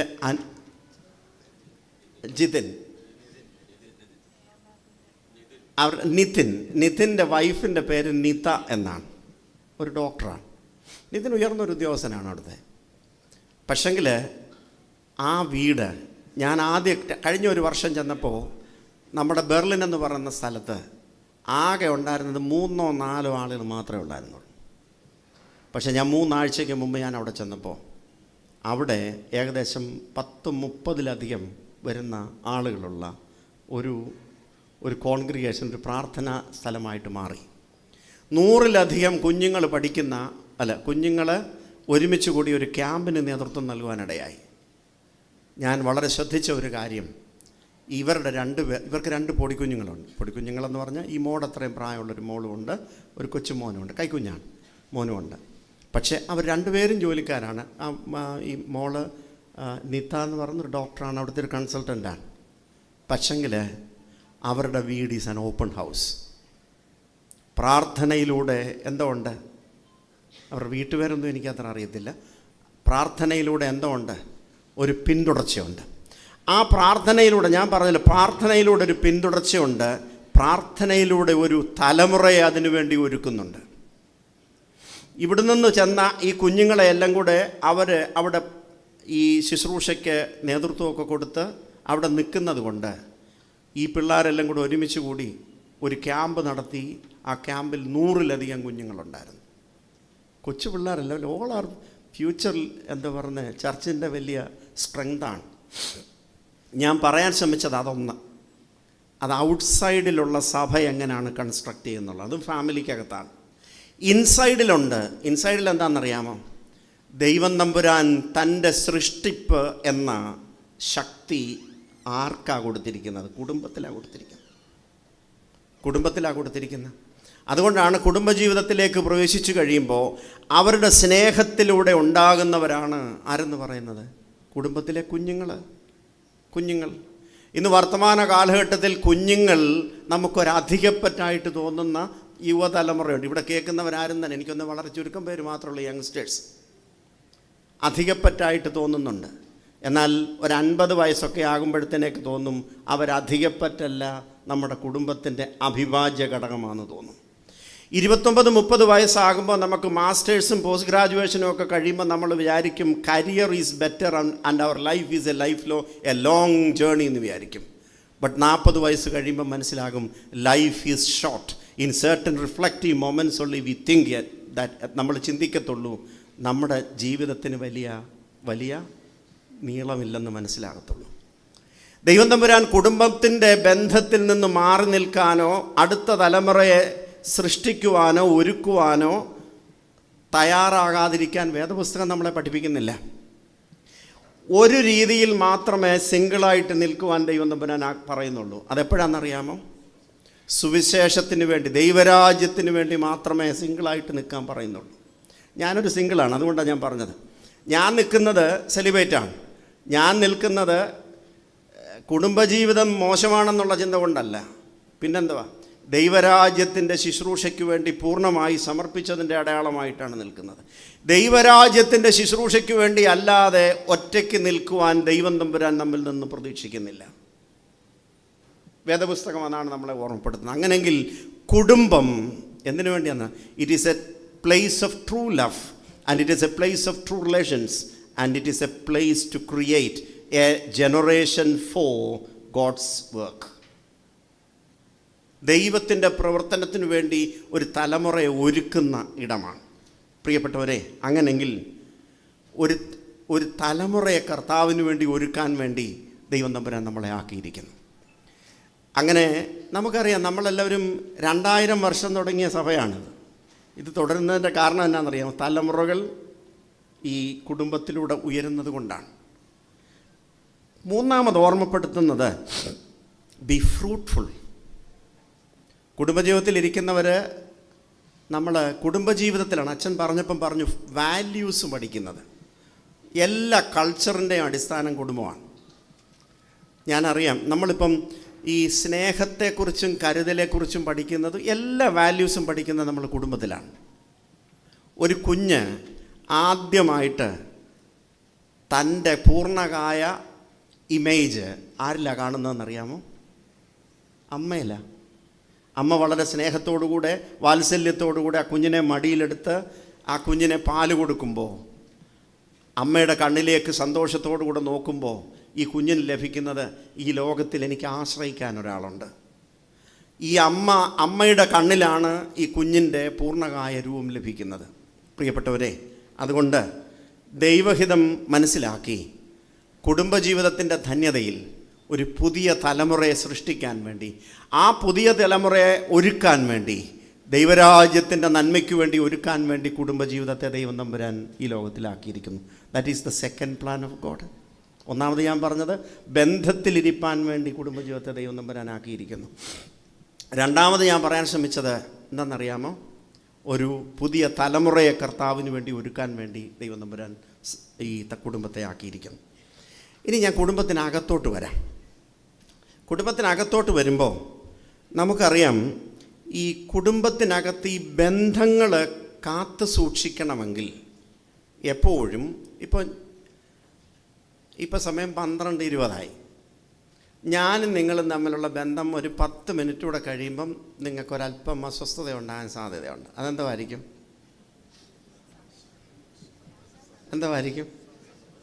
അതിൻ്റെ കാരണം 12 എന്ന് പറഞ്ഞ് എന്നിട്ട് ഈ പുള്ളി വീണ്ടും പ്രസംഗിച്ചുകൊണ്ടിരിക്കുകയാണല്ലോ എന്ന് വിചാരിക്കും. എന്ന് പറഞ്ഞാൽ, നമ്മൾ തമ്മിലുള്ള ബന്ധം സുദൃഢമായിട്ട് നിൽക്കണമെങ്കിൽ നിങ്ങളുടെ പ്രതീക്ഷ എന്താണെന്ന് ഞാനും മനസ്സിലാക്കണം, എൻ്റെ പ്രതീക്ഷ എന്താണെന്ന് നിങ്ങളും മനസ്സിലാക്കണം. അങ്ങനെയെങ്കിൽ കുടുംബജീവിതത്തിനകത്ത് ഭാര്യയ്ക്ക് ഭർത്താവിനെക്കുറിച്ചൊരു പ്രതീക്ഷയുണ്ട്, ഭർത്താവിന് ഭാര്യയെക്കുറിച്ചൊരു പ്രതീക്ഷയുണ്ട്, അപ്പനെയും അമ്മയെയും കുറിച്ച് മക്കൾക്കൊരു പ്രതീക്ഷയുണ്ട്, മക്കളെക്കുറിച്ച് അപ്പനും അമ്മയ്ക്കും ഒരു പ്രതീക്ഷയുണ്ട്. അങ്ങനെയെങ്കിൽ പ്രതീക്ഷകൾ എന്തെന്ന് കൃത്യമായി നിങ്ങളെല്ലാവരെയും കുറിച്ച് ആർക്കും ഒരു പ്രതീക്ഷയുണ്ട്? ദൈവത്തിന് പ്രതീക്ഷയുണ്ട്. അങ്ങനെയെങ്കിൽ ഈ പ്രതീക്ഷകളെ മനസ്സിലാക്കുന്ന ഒരു ഇടമാണ് ഏതെന്ന് പറയുന്നത് കുടുംബം. ഈ പ്രതീക്ഷകൾ മനസ്സിലാക്കിയില്ലേ കുഴപ്പം വരും, പ്രശ്നം ഉണ്ടാകും, ഇറിറ്റേഷൻ ഉണ്ടാകും. നമ്മൾ പ്രതീക്ഷകൾ എന്തെന്ന് നമ്മൾ മനസ്സിലാക്കാൻ നമ്മൾ സാധാരണ ഉപയോഗിക്കുന്ന മീഡിയം എന്തോ ഇപ്പോൾ എനിക്കൊരു ഗ്ലാസ് കഞ്ഞവെള്ളം വേണം, അല്ലെ ഒരു ഗ്ലാസ് ജ്യൂസ് വേണം. ഞാനതെങ്ങനെ മനസ്സിലാക്കും? അല്ല, നിങ്ങളെങ്ങനെ മനസ്സിലാകും? ഞാൻ ചോദിക്കണം, പറയണം. കമ്മ്യൂണിക്കേഷനാണ്. കുടുംബത്തിനകത്ത് തുറന്ന കമ്മ്യൂണിക്കേഷൻ ഉണ്ടാകണം. അല്ലാതെ കുടുംബത്തിനകത്ത് ഒരിക്കലും ഊഹിച്ച് കാര്യങ്ങൾ തീരുമാനിക്കരുത്. ഊഹിച്ച് കാര്യങ്ങൾ തീരുമാനിച്ചാൽ പലപ്പോഴും ആ ഊഹം ശരിയായിരിക്കത്തില്ല, കുഴപ്പമായിരിക്കും. ഞാനൊരു കൊച്ചു കഥ പറയാം. കഥ പറഞ്ഞാൽ എനിക്കൊന്ന് സമയം പോകുന്നു തോന്നും. എന്നാൽ അതുകൂടെ പറയട്ടെ ചോ. അതായത് ഈ ചാക്കുണ്ണിയച്ഛൻ എന്ന് പറഞ്ഞൊരു അച്ഛനുണ്ടായിരുന്നു. അങ്ങനെ ചാക്കുണ്ണിയച്ഛൻ്റെ ഒരു കഥ പുസ്തകമാണ്, പണ്ടത്തെ കഥയാണ്, കഥ പുസ്തകമാണ്. അതിനകത്ത് ഒരെണ്ണമാണ്. അതിനകത്ത് 1001 അതോ 101 കഥകളെന്നും പറഞ്ഞൊരെണ്ണമുണ്ട്. 1001 അല്ല 101 കഥകളെന്നും പറഞ്ഞൊരെണ്ണമുണ്ട്. അതിനകത്തെയാണ്. അതെന്താണെന്ന് ചോദിച്ചാൽ, ഒരിടത്ത് ഒരു ചെറുക്കൻ പെണ്ണ് കാണാൻ പോയി. ആ കല്യാണം കഴിഞ്ഞു. അന്നേരം ആ പെണ്ണ് കാണാൻ പോയപ്പം ഇവരുടെ വീടിനടുക്കൽ ഒരു നല്ല പശു നിൽക്കുന്നതുണ്ട്. അന്നേരം ഇവൻ ഇച്ചിരി സ്ത്രീധനമൊക്കെ കിട്ടി. ഇപ്പോഴത്തെ കാര്യമല്ല, പണ്ടത്തെ കാര്യം. ഇപ്പോഴും കിട്ടുന്നൊക്കെ ഉണ്ട്. ഞാൻ കുറച്ച് സ്ത്രീധനമൊക്കെ കിട്ടി. അന്നേരം ഇവൻ തിരിച്ച് കല്യാണമൊക്കെ കഴിഞ്ഞ് ഇവൻ്റെ വീട്ടിൽ വന്നപ്പോൾ ഇവൻ വിചാരിച്ചു, 2 ദിവസം കഴിഞ്ഞപ്പോൾ വിചാരിച്ചു ഇവൻ്റെ ഭാര്യ വീട്ടിലൊന്ന് പോയി അതിനടുത്ത് നിൽക്കുന്ന പശുവിനെ വിൽക്കാനാണോ ഒന്ന് ചോദിക്കാം. അവിടെ വീട്ടിൽ ചെന്നവൻ പറഞ്ഞ് പശുവിനെ വിൽക്കാൻ കിട്ടിയേക്കുന്നതാ, നീ അവിടെ ചോദിച്ചാൽ കിട്ടും എന്ന് പറഞ്ഞ് പശുവിനെ ചോദിച്ചു. പശുവിനെ പോയി കണ്ടതിന് ശേഷം ഇവൻ ചെന്നത് ഉച്ചയ്ക്ക് ചെന്നപ്പോൾ ഈ വീട്ടിലൊന്നുമില്ല. ഒരല്പം കഞ്ഞി അടപ്പിലിട്ടേക്കുന്നേ ഉള്ളൂ. ഈ അമ്മയ്ക്ക് വലിയ പ്രയാസമായി. കാരണം ഈ മരുമോൻ ചോദിക്കാതെ സമയം പറയാതെ ചെന്നതാണ്. ഇന്നത്തെ പോലെ ഫോണും ഒന്നുമില്ലല്ലോ, ചെന്നതാണ്. അന്നേരം അമ്മ എന്തോ ചെയ്തെന്നറിയാമോ, മോനെ ഇച്ചിരി എന്തെങ്കിലും കഴിച്ചിട്ട് പോയാൽ മതിയെന്ന് പറഞ്ഞു. അന്നേരം പറഞ്ഞു, മോനെ കൂട്ടാനൊന്നുമില്ല. അത് കുഴപ്പമില്ല മച്ചി, അത് ഇച്ചിരെങ്കിൽ തന്നാൽ മതിയെന്ന് പറഞ്ഞു. ഒരല്പം ചൂട് കഞ്ഞി. അന്നേരം അന്നത്തെ കാലത്ത് ഈ അടച്ചേറ്റി സംബന്ധി എന്നും പറഞ്ഞൊരു സാധനമുണ്ട്. ഇതൊക്കെ എങ്ങനെയാണെന്ന് പറഞ്ഞു പഠിപ്പിക്കേണ്ടത് എനിക്കറിയില്ല. ഇത് നിങ്ങൾ പറഞ്ഞു കൊടുക്കണം. അത് സംബന്ധി എന്ന് പറഞ്ഞാൽ ചട്ടണി എന്ന് പറഞ്ഞാൽ അതുണ്ട്. അന്നേരം അത് അല്ല, ഞാൻ എങ്ങനെ ഉണ്ടാക്കുന്നത് പറഞ്ഞുതരാം. നല്ല കുറച്ച് കാന്താരി എടുക്കണം, ഒരിച്ചിരി ഉപ്പ് എടുക്കണം, ഇച്ചിരി വെളുത്തുള്ളി എടുക്കണം, പിന്നെ ഇച്ചിരി ചുമന്നുള്ളി എടുക്കണം. അധികം വെളുത്തുള്ളി എടുക്കല്ല, ഒറ്റ എണ്ണം എടുക്കാവും. ഇച്ചിരി ചുമന്നുള്ളി എടുക്കണം. ഇതെല്ലാം എടുത്തതിന് ശേഷം പണ്ട് ഈ ചിരട്ടയുണ്ട്, ചിരട്ടയുടെ താവി വെച്ചിട്ട് ഒരു തടിക്കഷ്ണം പോലുണ്ട്, കഞ്ഞി ഊറ്റാൻ ഉപയോഗിക്കുന്നതാണ്. ഇപ്പോൾ അതൊന്നും ഊറ്റുന്നൊന്നുമില്ല, വേറെ രീതിയിലാണ് ചെയ്യുന്നത്. എന്നിട്ട് നിങ്ങൾ ഇങ്ങനെ അരയ്ക്കണം. അരച്ച് കഴിഞ്ഞതിന് ശേഷം നിങ്ങൾ കഴിക്കണം. കഴിക്കുമ്പം നല്ല ഒന്നാന്തരം സാധനമായിരിക്കും. എന്നാൽ ഈ ചൂട് കഞ്ഞിയും കൂടെ കഴിക്കണം. കഴിക്കുമ്പോഴേ എങ്ങനെ ഞാൻ ഈ പറഞ്ഞ കാര്യം മനസ്സിലാകത്തു. അന്നേരം ഈ മരുമോന് ഈ ചൂട് കഞ്ഞിയും ഈ നല്ല കാന്താരി സംബന്ധിയും കൂടെ കൊണ്ട് കൊടുത്തു. പണ്ടത്തെ കാലത്ത് ഈ കാന്താരി സംബന്ധി കിട്ടിയാൽ നാണം കേടാണ്, ഒരു കുറച്ചിലാണ്. ഇവൻ നോക്കിയപ്പോൾ, എടാ ഞാൻ കല്യാണം കഴിച്ച് അങ്ങോട്ട് വന്നിട്ട് എനിക്ക് ഈ വീട്ടിൽ നിന്ന് കിട്ടിയത് ഒരിച്ചിരി വാഴിക്കാത്തോരനാന്നേലും വേണ്ടിയില്ല, ഈ ഇച്ചിരി ഇതാ കിട്ടിയിരിക്കുന്നത്. അവൻ അതുകൊണ്ട് ഇതാരും കാണണ്ടെന്ന് കണ്ടിട്ട് അവനെന്തോ ചെയ്തെന്നറിയാം, ഈ സമ്മന്തി ഞാൻ കഴിച്ചു. സമ്മന്തി കഴിച്ചിട്ട് കുറച്ച് ഇച്ചിരി ചൂട് കഞ്ഞിയൂടെ കുടിച്ചു. എന്തതിശയമേ ദൈവത്തിന് സ്നേഹം. അല്ല, ഇവൻ ഇങ്ങനെ ഇരിക്കുമ്പോഴാണ് അവിടെ നിന്ന് പണ്ടത്തെ പോലെ, ഇപ്പോഴത്തെ പോലെ അല്ല, എൻ്റെ മോനെന്നും പറഞ്ഞിറങ്ങി വരത്തൊന്നുമില്ല. പണ്ടത്തെ കാലം ആയതുകൊണ്ട് ഈ കതകിൻ്റെ അടുക്ക് വന്നെന്ന് അമ്മ നോക്കിയപ്പോൾ എന്തോ കണ്ടു, കൊച്ചൻ്റെ കഞ്ഞിപ്പാത്രത്തിൽ കഞ്ഞിയും ഇരിപ്പുണ്ട്. എന്നാൽ അടച്ചേറ്റ് സംബന്ധി എന്തിരിക്കുന്നു, തീർന്നിരിക്കുന്നു. അന്നേരം അമ്മച്ചി വിചാരിച്ചു, എൻ്റെ കൊച്ചന് എന്തോ ഇഷ്ടമാണ്, എൻ്റെ കൊച്ചന് ഈ സംബന്ധി ഇഷ്ടമാണെന്ന് കണ്ടിട്ട് അമ്മച്ചി വീണ്ടും പോയി ഈ ഞങ്ങളുടെ അവിടെയൊക്കെ ഈ കരണം പൊട്ടി എന്നും പറഞ്ഞൊരു സാധനം കിട്ടുവാൻ. അത് കാന്താരിയുടെ വേറൊരു ഭാഗമാണ്, അതിൻ്റെ ഇച്ചിരി ഗ്രേഡ് കൂടിയതാണ്. അന്നേരം അതുകൊണ്ട് ഒരു സംബന്ധി അരച്ച് ഇവിടെ കൊണ്ടുവന്നു. ഇവനിതങ്ങോട്ട് ഇവൻ വിചാരിച്ച് ഇതും തീർക്കണമെന്ന് വിചാരിച്ച് എടുത്ത് അങ്ങോട്ട് വെച്ചപ്പോഴേ ഇതിൻ്റെ എരി കൊണ്ട് ദേഷ്യം വന്നിട്ട് അവനെന്തോ ചെയ്തെന്നറിയാം, നിങ്ങളുടെ കഞ്ഞിയും വേണ്ട എന്നും പറഞ്ഞ് ഇതെടുത്ത് എറിഞ്ഞിട്ടൊരു പോക്ക് പോയി. അമ്മായിയമ്മയ്ക്ക് ഭയങ്കര വിഷമമായി, ഇവന് ഭയങ്കര ദേഷ്യവുമായി. ഇതിനകത്ത് കുഴപ്പക്കാരനാരാ?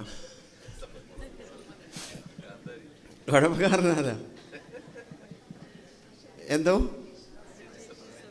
അതായത് ദേഷ്യമാ കുഴപ്പം. എന്നാൽ നമ്മൾ സാധാരണഗതിയിൽ ഇവനോട് ചോദിച്ചാൽ ഇവൻ പറയും, ഞാൻ ദേഷ്യപ്പെട്ടതിൻ്റെ കാര്യം ഇവരെൻ്റെ അടുക്കൽ ഇത് കൊണ്ടുവരാമോ എന്ന് ചോദിക്കും. എന്ന് പറഞ്ഞാൽ അമ്മായിയമ്മ ഞാൻ ആദ്യമായിട്ട് വീട്ടിൽ ചെന്നാൽ ഇതാണോ എനിക്ക് കൊണ്ടുതരുന്നതെന്ന് ചോദിക്കും എന്ന് പറഞ്ഞിട്ട് ഇവൻ ദേഷ്യപ്പെട്ടതിൻ്റെ റെസ്പോൺസിബിലിറ്റി ആരുടെ തലയിൽ കെട്ടി വെക്കാൻ നോക്കും?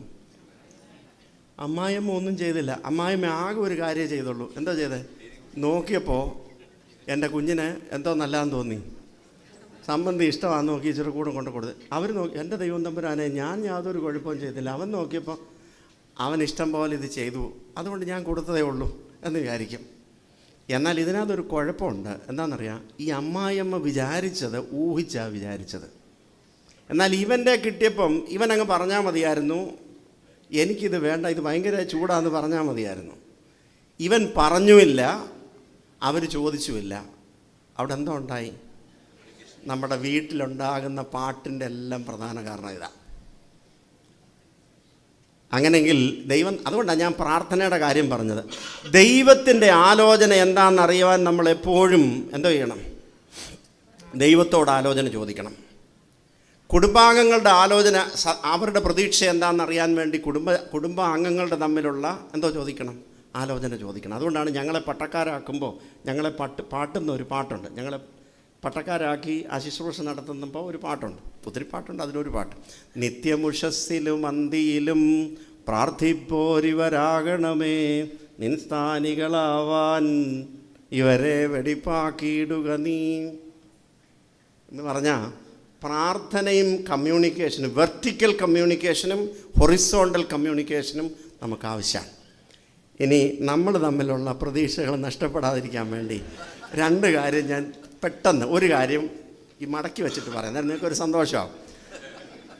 അതിലൊന്നാമത്തെ കാര്യം, ഒന്നാമത് ഞാൻ പറയാൻ ശ്രമിച്ചത്, നമ്മുടെ വികാരം നമുക്ക് എല്ലാവർക്കും ഉണ്ട്. പ്രതീക്ഷകൾ മനസ്സിലാക്കാൻ നമ്മൾ എന്ത് ചെയ്യണം?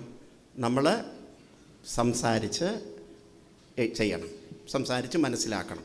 അതിൻ്റെ സംസാരത്തിൻ്റെ അതിൻ്റെ വകുപ്പുകളെക്കുറിച്ചൊക്കെ ഉണ്ട്. ക്രോസ്ഡ് കമ്മ്യൂണിക്കേഷൻ, ഡയറക്റ്റ് കമ്മ്യൂണിക്കേഷൻ, അത് ഞാൻ പറയുന്നില്ല, അത് നിങ്ങൾക്കറിയാവുന്നതാണ്. രണ്ടാമത്തത്, പെർഫെക്ഷനിസ്റ്റ് കുടുംബത്തിലാകരുത്. പെർഫെക്ഷനിസ്റ്റ് എന്ന് പറഞ്ഞാൽ എന്തോ?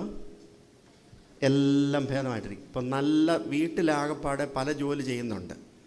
വീട്ടിൽ മമ്മിയും ജോലിക്ക് പോകുന്നുണ്ട്, പപ്പായും ജോലിക്ക് പോകുന്നുണ്ട്, പിള്ളേരെ സ്കൂളിൽ വിടണം. പപ്പ ഭയങ്കര പെർഫെക്ഷനിസ്റ്റാന്നിരിക്കട്ടെ, വരുമ്പം വന്ന് നോക്കുമ്പോൾ ആ മേശപ്പുറത്ത് ഒരല്പം പൊടിയിരിക്കുന്നു. അയാളുടെ കണ്ണ് എവിടോട്ടേ പോകത്തുള്ളൂ? ആ പൊടിയിലേക്കേ പോകത്തുള്ളൂ. ബാക്കി ചെയ്തതൊന്നും കാണത്തില്ല. നമ്മൾ കഷ്ടപ്പെട്ട് വീട്ടിൽ നിന്ന് ഇങ്ങോട്ട് ജോലി കഴിഞ്ഞ് ഇങ്ങോട്ട് വന്നാണ്. അയാൾ ആ പൊടി പറഞ്ഞാൽ അന്നും നമ്മൾ ഒരുമിച്ച് വൈകിട്ട് എന്തോ പാടും, എന്തതിശയമേ പാടും. അതുകൊണ്ട് പെർഫെക്ഷനിസ്റ്റ് ആകരുത്. കാരണം പെർഫെക്ഷനിസ്റ്റ് ആയാൽ എപ്പോഴും ദോഷത്തിലേക്കേ നമ്മുടെ കണ്ണ് പോകത്തുള്ളൂ. ഇനി ഏറ്റവും അവസാനം ഒന്നുകൂടെ പറഞ്ഞാൽ നിർത്താം. നമ്മുടെ ജീവിതത്തിൽ ദൈവത്തോടുള്ള കമ്മ്യൂണിക്കേഷൻ, നമ്മുടെ പരസ്പരമുള്ള കമ്മ്യൂണിക്കേഷൻ നല്ലതാകാൻ നമ്മുടെ കുടുംബത്തിലൊരു ഓൾട്ടർ ഉണ്ടാകണം. ഓൾട്ടർ എന്ന് പറഞ്ഞാൽ എന്തോ? ഒരു പ്രാർത്ഥനാ സ്ഥലം വേണം. നിങ്ങൾ മധുബായിലോട്ടൊന്ന് നോക്കാമെങ്കിൽ അതിൻ്റെ കേന്ദ്രസ്ഥാനത്ത് ആരുണ്ട്? ഒരു കുരിശുണ്ട്. കുടുംബജീവിതത്തെ നമ്മളെ ഒരുമിപ്പിക്കുന്ന ഏറ്റവും വലിയ ഐക്കണാണ്, മീനിങ്ങാണ് കുരിശെന്ന് പറയുന്നത്. എന്താണെന്നറിയാമോ? ഹ്യൂമിലിറ്റിയാണ്. ഭാര്യ ഭർത്താവിന് വേണ്ടി ജീവിക്കുന്നു, ഭർത്താവ് ഭാര്യയ്ക്ക് വേണ്ടി ജീവിക്കുന്നു, ഭർത്താവും ഭാര്യയും കുഞ്ഞുങ്ങൾക്ക് വേണ്ടി ജീവിക്കുന്നു, അപ്പനും അമ്മയ്ക്കും വേണ്ടി ജീവിക്കുന്നു. അങ്ങനെ ജീവിക്കുമ്പോൾ അവിടെ എന്തോ ഉണ്ട്? It is an earlier experience of heaven. And humility, practice humility, that is a panacea to cure all ills in the family. ഇനി നമുക്കറിയാം, രണ്ട് മെഴുകുതിരിയുണ്ട്. മെഴുകുതിരി എന്തുവാ? പ്രകാശമാണ് കൊടുക്കുന്നത്. ഇന്നത്തെ ശ്ലീഹാഭാഗമായിട്ട് വായിച്ച ഭാഗത്ത് അതുണ്ട്. നമ്മൾ ആരായിട്ടിരിക്കണം? പ്രകാശം കൊടുക്കണം. കുടുംബത്തിനകത്തുനിന്ന് വരുന്നത് എപ്പോഴും പ്രകാശമാണ്. ഞാൻ പറഞ്ഞില്ല, എൻ്റെ അമ്മ മരിച്ചിട്ട് 11 വർഷമായി. പക്ഷേ എപ്പോഴും അമ്മയുടെ പ്രകാശം എൻ്റെ മനസ്സിലിങ്ങനെ എപ്പോഴും നിൽപ്പുണ്ട്. വൈ? ദാറ്റ് വിൽ നോട്ട്, അത് ഒരിക്കലും നഷ്ടപ്പെട്ടു പോകത്തില്ല. എനിക്ക് ഓർമ്മ നിൽക്കുന്നിടത്തോളം കാലം അത് നിൽക്കും. അതാണ് പ്രകാശം. അങ്ങനെയെങ്കിൽ കുടുംബജീവിതത്തിനകത്ത് പരസ്പരം പ്രകാശം കൊടുക്കുമ്പോൾ നമ്മളെ കാണാനും സാധിക്കും, നമ്മളെ മറ്റുള്ളവർക്ക് ശരിക്കും, കുടുംബാംഗങ്ങൾക്ക് ശരിക്കും കാണാനും കഴിയും. ഏറ്റവും അവസാനം ഒന്നാണ്, ത്രോണോസിൻ്റെ മധ്യത്തിലെ, നിങ്ങൾക്കറിയാം, തബലീത്തായിൽ വെച്ചാണ് അപ്പം നുറുക്കുന്നതും പിന്നെന്തുവാ വീഞ്ഞ് നമുക്ക് തരുന്നതും. വീഞ്ഞല്ല, അതാരാ? എന്തുവാ അത്? കർത്താവ് തൻ്റെ ശരീരം നുറുക്കുകയും രക്തം നമുക്ക് വേണ്ടി തരികയും ചെയ്യുമ്പോൾ അത് ജീവൻ്റെ അനുഭവമായിട്ട് തീരുകയാണ്. ഇതാണ് കുടുംബത്തിൽ നടക്കുന്നത്. അപ്പനും അമ്മയും തങ്ങളുടെ സന്തോഷവും എല്ലാം നുറുക്കുന്ന ഒരനുഭവത്തിലേക്ക് പ്രവേശിക്കുമ്പോൾ കുഞ്ഞുങ്ങൾ പഠിക്കുന്ന ഒന്നുണ്ട്, ഈ ജീവിതം നുറുക്കപ്പെടാനും തൻ്റെ കുടുംബത്തിന് വേണ്ടി കൊടുക്കപ്പെടാനും ഉള്ളതാണെന്ന് മനസ്സിലാവുകയാണ്. അങ്ങനെ കുടുംബത്തിൻ്റെ ഒരു ഓൾട്ടർ ഉണ്ടാകുമ്പോൾ നിങ്ങൾക്ക് എന്താ ഉണ്ടാകും? ഫാമിലി ഈസ് ബട്ട് അൻ ഏർലിയർ ഹെവൻ. അതിന് ദൈവം കൃപ നൽകട്ടെ എന്ന് പ്രാർത്ഥിക്കുന്നു. അവിടെ നിങ്ങളെ ഒരുമിപ്പിക്കുന്ന ഒന്ന് മാത്രമേ ഉള്ളൂ, സ്നേഹം. Love is the oil that erase all friction in the family. Love is the cement that holds together in the family. And ഒരെണ്ണം കൊണ്ടുണ്ട്, love is the music that brings all members together in the family. എൻ്റെതല്ല ഈ വാക്ക്, ഇത് Frederick നിഷയുടെ വാക്കാണ്. ഞാൻ ഒന്നുകൂടെ പറയാം, എന്താണെന്നറിയാമോ? Love is എന്തായിരുന്നു ഞാൻ പറഞ്ഞേ? The oil that erases all friction in the family. ഇത്രയും വഴക്കുണ്ടായി എറിഞ്ഞു പോയ ആണെങ്കിലും അമ്മായിയമ്മയോ അല്ലെ അമ്മായിമ്മ ചെന്ന് എൻ്റെ മോനെ നീ എന്തോടാ ഞാൻ അറിഞ്ഞില്ലല്ലോടാ എന്ന് പറഞ്ഞൊന്ന് തൊട്ടാൽ എന്തോ കഴിഞ്ഞു, ആ വഴക്ക് കഴിഞ്ഞു. ലവ് ഈസ് ദ എന്താ പറഞ്ഞേ? Oil that erase friction. മറ്റെന്തോ that it's a cement that holds together. പിന്നെ it is the music that binds together. അങ്ങനെയെങ്കിൽ ഫാമിലി ലൈഫ് എന്തുവാ ആദ്യം പറഞ്ഞുണ്ടല്ലോ, is the communion of love. Family is the communion of love. അതിൽ സന്തോഷിപ്പാൻ, ദൈവകൃപയിൽ ഉല്ലസിപ്പാൻ, ദൈവരാജ്യത്തിൻ്റെ സന്തോഷം മുന്നാസ്വദിപ്പാൻ ദൈവം നമ്മുടെ കുടുംബത്തിലൂടെ ഇടയാകട്ടെ എന്ന് പ്രാർത്ഥിച്ചുകൊണ്ട് എന്നെ ക്ഷണിച്ച നിങ്ങളെല്ലാവരോടും, സഹിച്ച് കേട്ടിരുന്ന നിങ്ങളെല്ലാവരോടും നന്ദി അറിയിച്ചുകൊണ്ട് ഞാൻ എൻ്റെ വാക്കിനെ ചുരുക്കുന്നു. ദൈവം നമ്മെ അനുഗ്രഹിക്കും.